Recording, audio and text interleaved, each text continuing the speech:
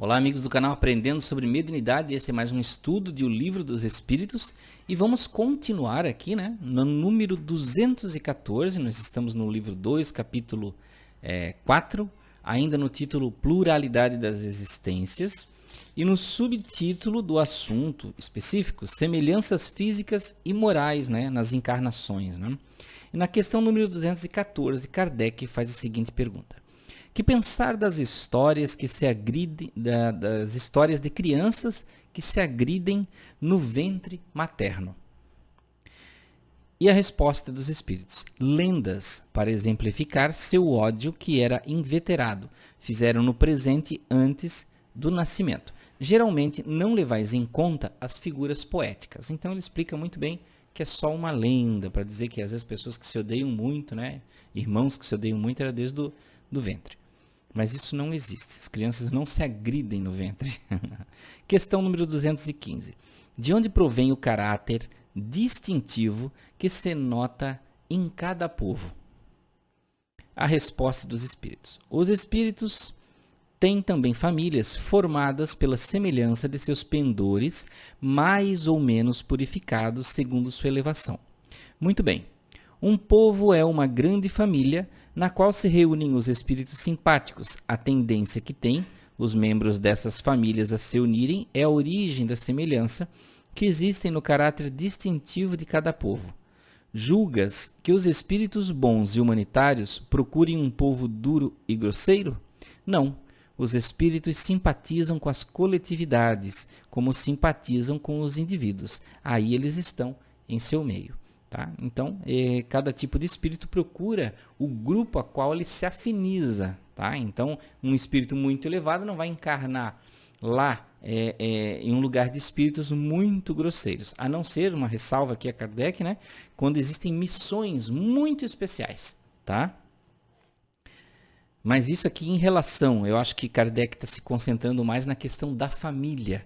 Tá? Então, um espírito, por exemplo, em uma família com missões muito simples de evolução, não vai vir ali um espírito elevadíssimo naquela família para, não vai ter uma efetividade na sua missão.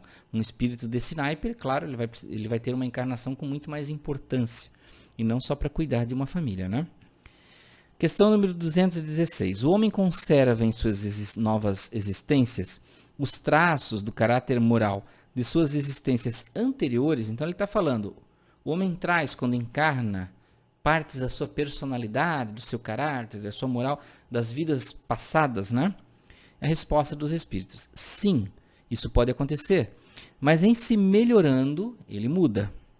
Sua posição social pode também não ser a mesma. Se de senhor passa a escravo, seus gostos serão diferentes e terias dificuldades em reconhecê-lo. Sendo o mesmo espírito nas diversas encarnações, suas manifestações podem ter, de uma a outra, certas analogias, modificadas, todavia, pelos costumes da nova posição, até que um aperfeiçoamento notável venha a mudar completamente seu caráter. De orgulho e mal, pode tornar-se humilde e humano se arrependeu.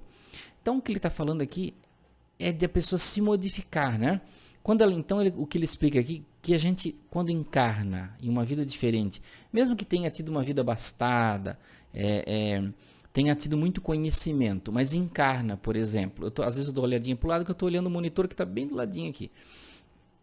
E então, o que acontece?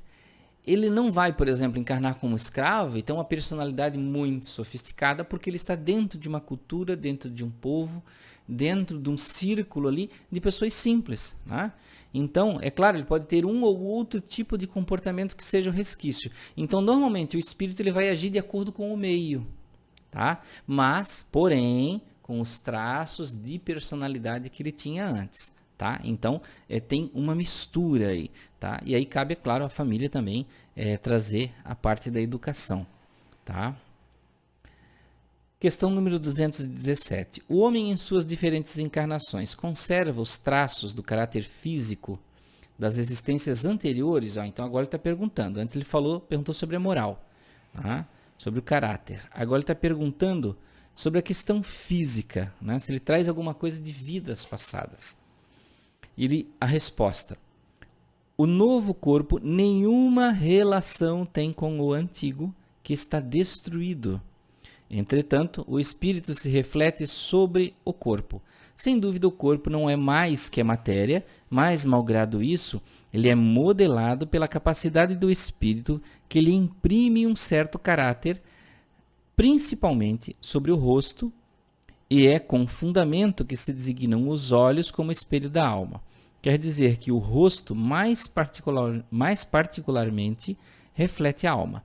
Por isso, uma pessoa excessivamente feia, é isso que está aqui? Uma pessoa excessivamente feia, quando nela habita um espírito bom, criterioso e humano, tem alguma coisa que agrada, ao passo que existem rostos muito belos que nada fazem sentir e pelos quais se tem o mesmo repulsa.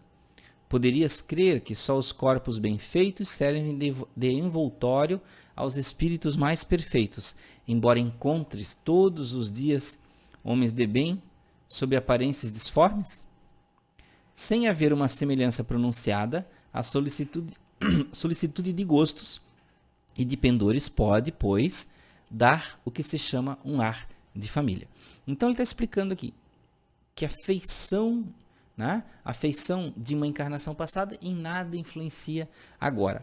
E também a beleza, feiura, sei lá, o que quer que seja, não vai denotar elevação, de um espírito ou tornar um espírito, demonstrar que é um espírito mau, uma pessoa de moral duvidosa.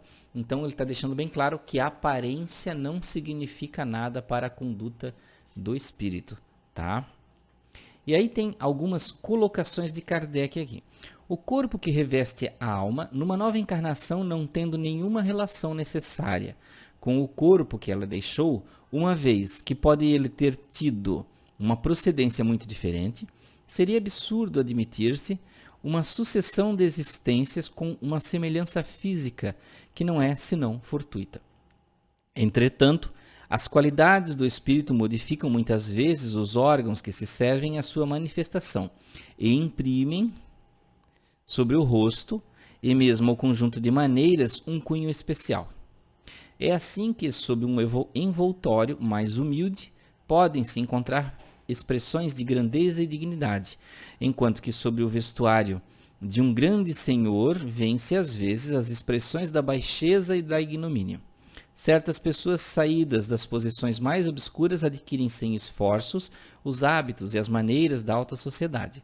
Parece que elas reencontram seu ambiente, ao passo que outras, malgrado seu berço e a sua educação, estão sempre deslocadas nesse meio.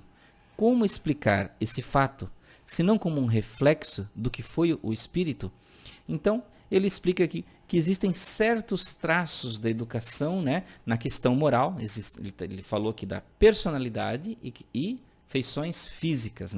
Então, pode sim trazer coisas da personalidade com a influência do meio onde ele vive. Tá? E no caso das feições físicas, por exemplo, se eu fui branco em uma encarnação, não quer dizer que todas as encarnações eu vou ser um homem branco. Isso varia. O próprio Kardec diz aqui em outro capítulo que o espírito de um homem, numa encarnação, pode habitar em um corpo de uma mulher em outra, e assim vice-versa, sucessivamente, como homem de raças diferentes, mulheres de raças diferentes. Para quê? Por quê? Para que ele tenha experiências diferentes, para que ele tenha conhecimento, para que ele saiba o sentimento e tenha a experiência de cada tipo de pessoa em cada tipo de lugar do mundo. Tá? Então vejam que a experiência reencarnatória, gente, a gente coloca tudo muito em cima do pecado, do erro, do castigo. A gente encarna por causa do castigo, porque está se purificando. Mas existem uma coisa que as pessoas esquecem que é importantíssima. Não existe evolução espiritual sem experiência.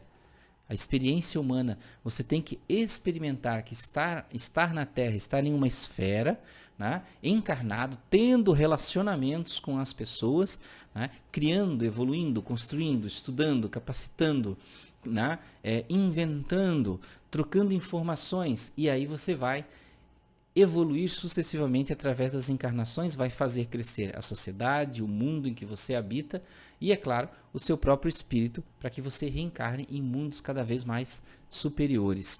Então é isso que tínhamos aqui, amigos, para esse estudo de O Livro dos Espíritos. No próximo estudo continuamos aí um novo subtítulo, que é Ideias Inatas, mas ainda na pluralidade das existências.